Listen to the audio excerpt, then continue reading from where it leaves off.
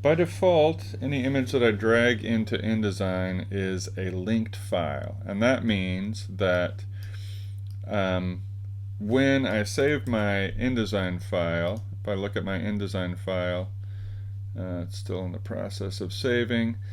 This is a 5 meg owl image, but my InDesign file is only 1.4 megs because it doesn't have that image embedded in it. It just maintains a link to that owl head.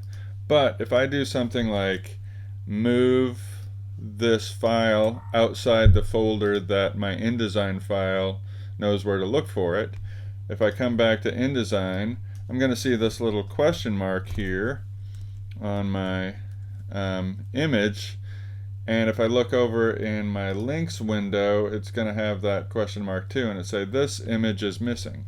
It's displaying it, but if you give me this InDesign file and expect me to be able to print it, it's not going to work out very well, and the budget's going to be blown, and the client's going to be furious. So we want to make sure we're understanding managing images and keeping images in the same place relative to the InDesign document.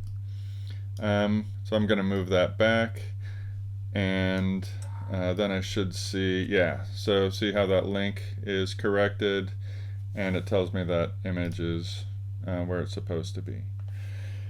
I can also embed images. Now, I'll talk a little later about packaging your InDesign file.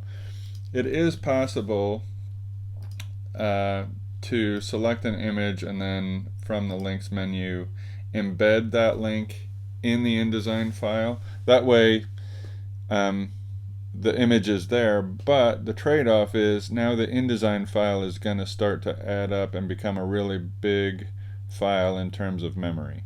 And it can start to bog down, and if you're working with a lot of images laid on top of each other, that becomes really problematic.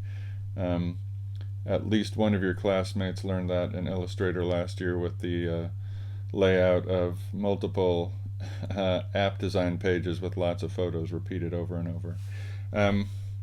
But images are linked, and you need to maintain the links of those images to the InDesign file, meaning this is in the same folder as the InDesign file. I want to keep them in the same folder so they understand and maintain the connection.